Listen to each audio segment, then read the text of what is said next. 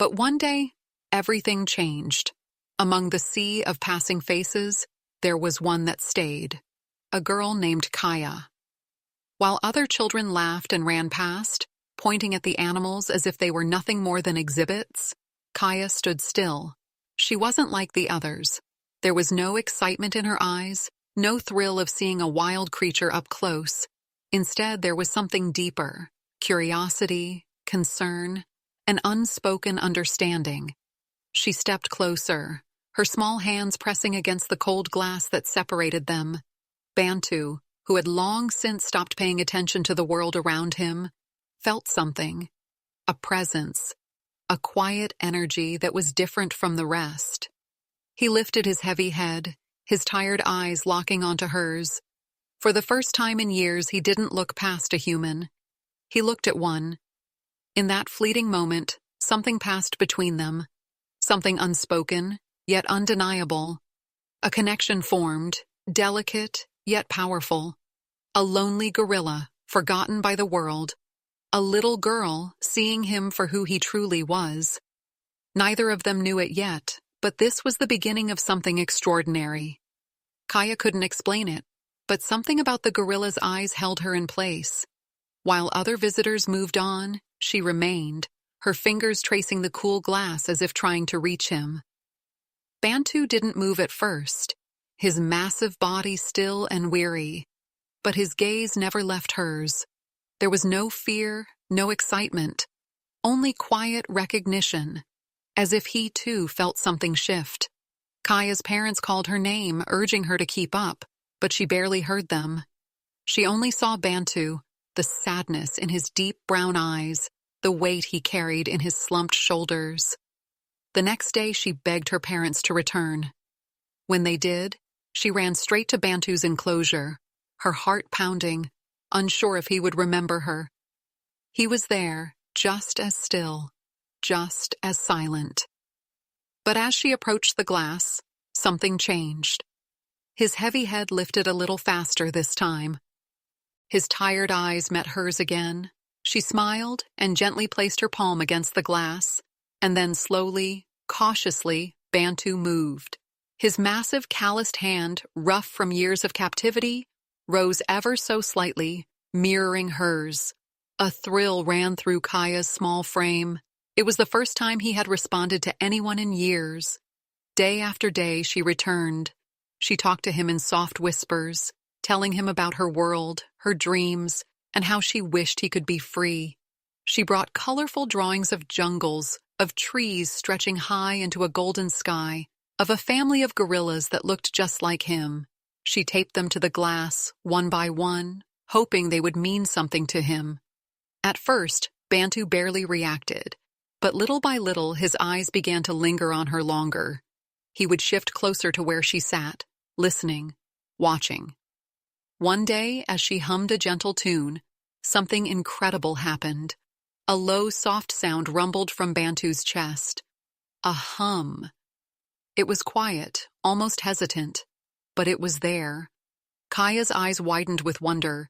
It was his way of speaking back to her. She knew then that she wasn't just another visitor to him. She was something more. And in that moment, without knowing it, she had already begun to change his life. Kaya's visits became part of Bantu's world, a rare moment of warmth in a place that had long been cold. Each day she would sit by the glass, her voice a soothing melody in the dull, lifeless zoo. Bantu, once indifferent to the presence of people, now waited for her. He would glance toward the entrance every morning, his dark eyes searching for the small girl who had become his only friend. When she arrived, he would shuffle closer, his massive form pressing near the glass, as if trying to be as close to her as possible. The keepers noticed the change. Bantu, who had barely eaten before, started finishing his food. His once drooping posture carried a hint of strength again.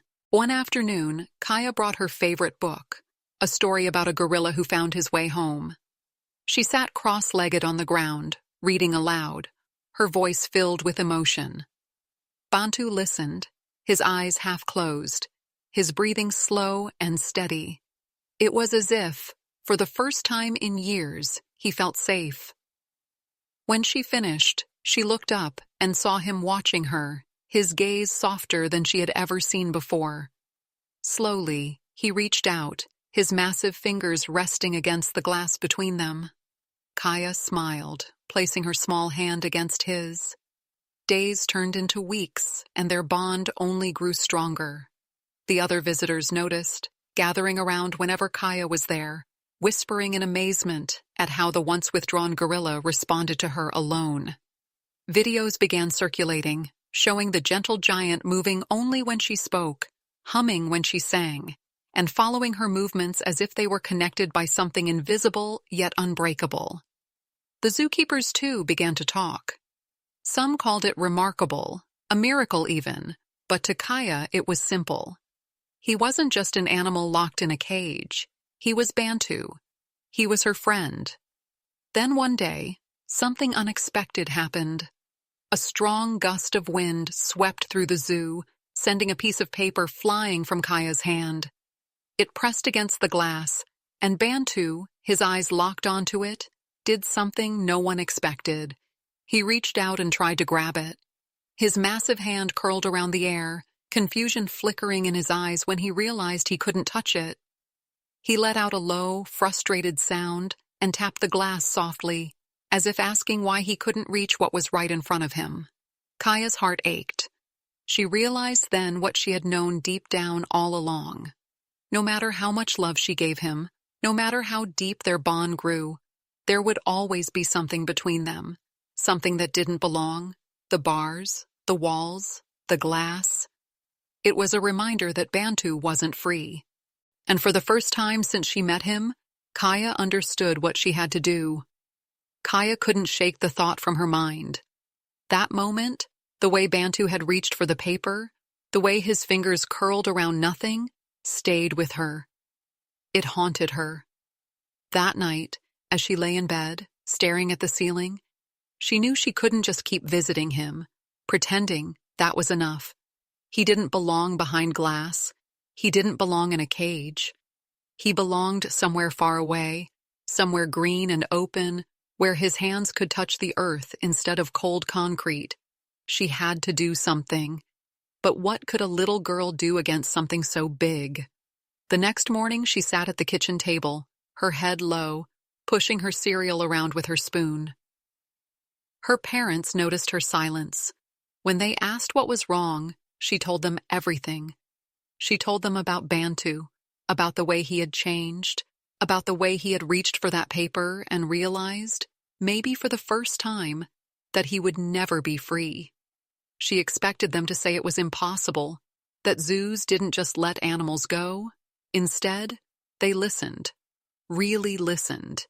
And then her mother said something that sparked a fire in her heart.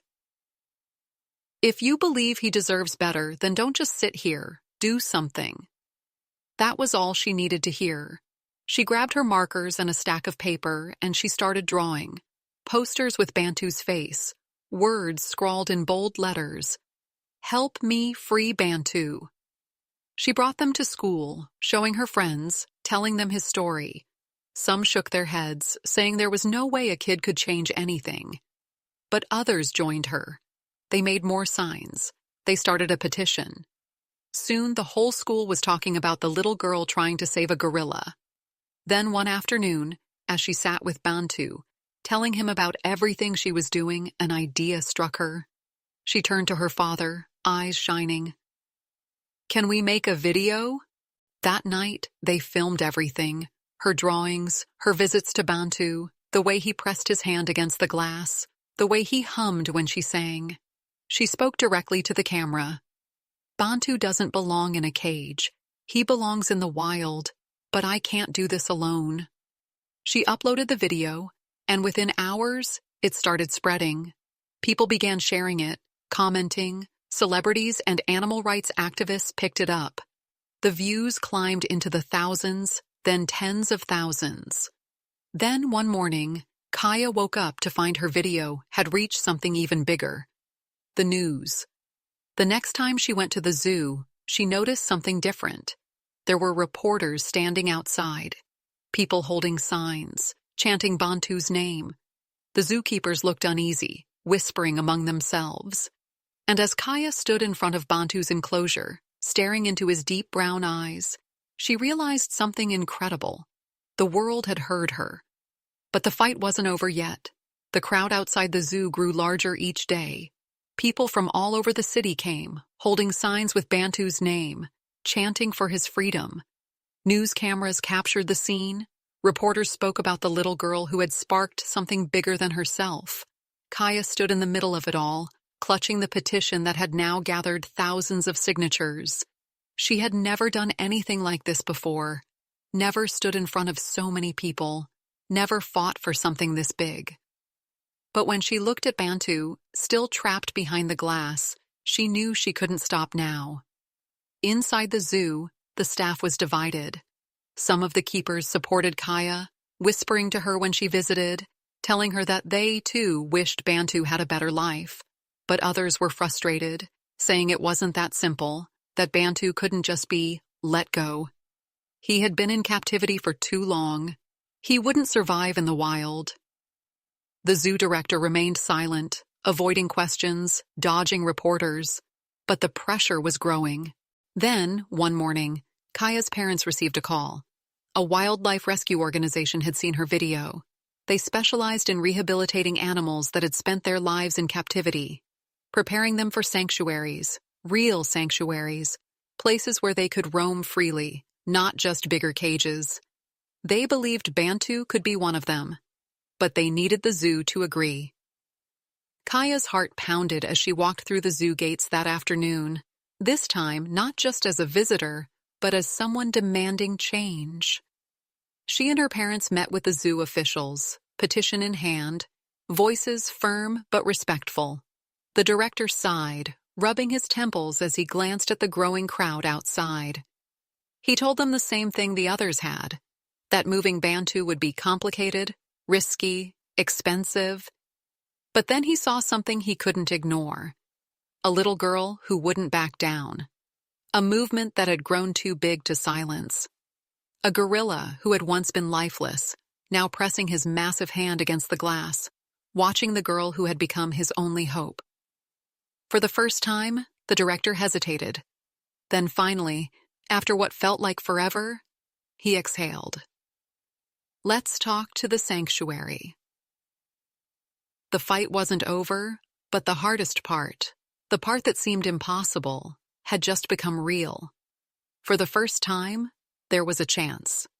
A real chance that Bantu's story wouldn't end in a cage.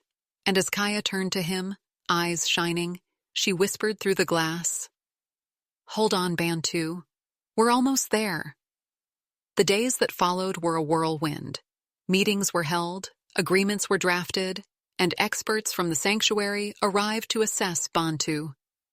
Kaya watched anxiously as they observed him, speaking in hushed tones about his health, his age, and whether he could truly adapt to a new life. Every time someone hesitated, her heart pounded, afraid they would say no, afraid that after everything, Bantu would still be left behind. But then, after what felt like an eternity, the head of the sanctuary turned to the zoo director and nodded. "He's strong. He can make the transition."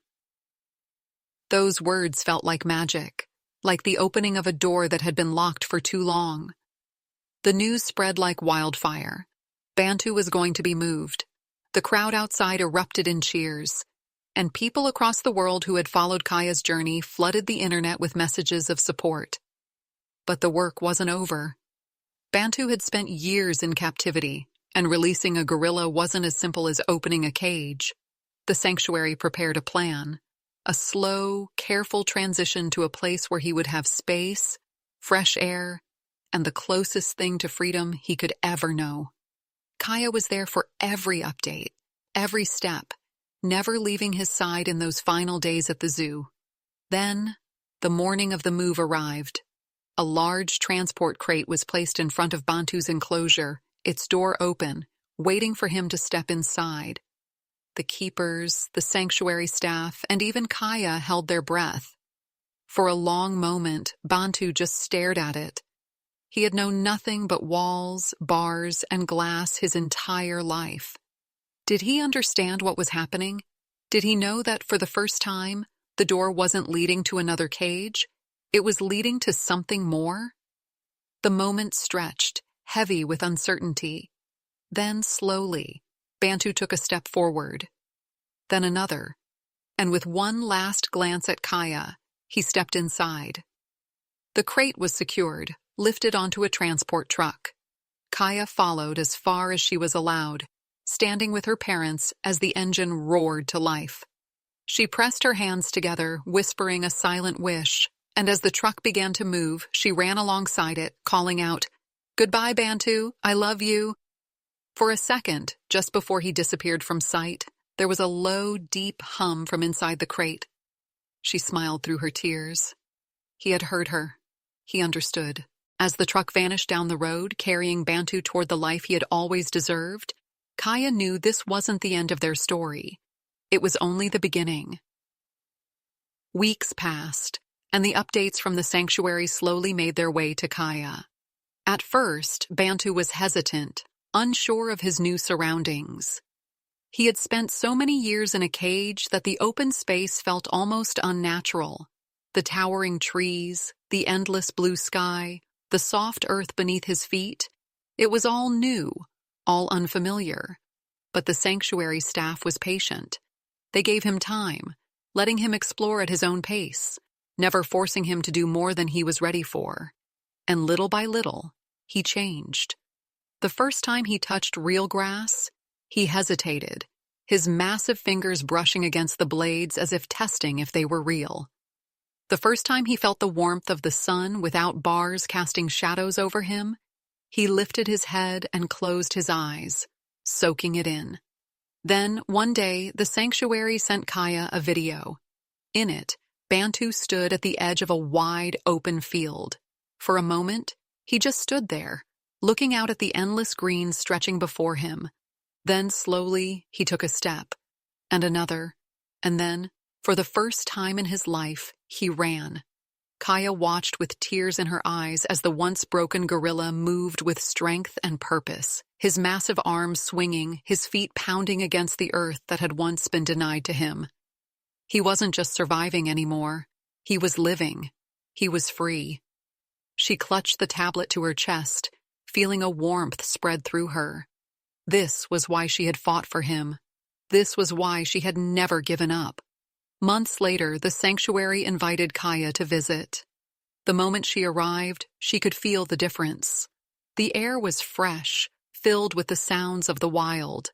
There were no glass walls, no metal bars, only space, trees, and the gentle rustling of leaves in the wind. When she finally saw him, standing at a distance, her heart pounded. Would he remember her?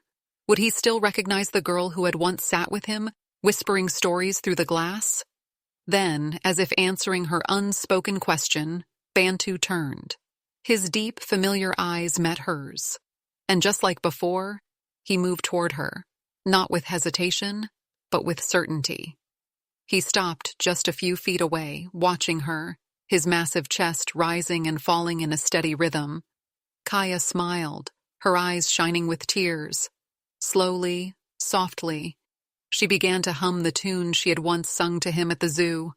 And then, in the quiet of the sanctuary, Bantu did something that made her breath catch. A low, deep hum rumbled from his chest, soft but unmistakable. He remembered.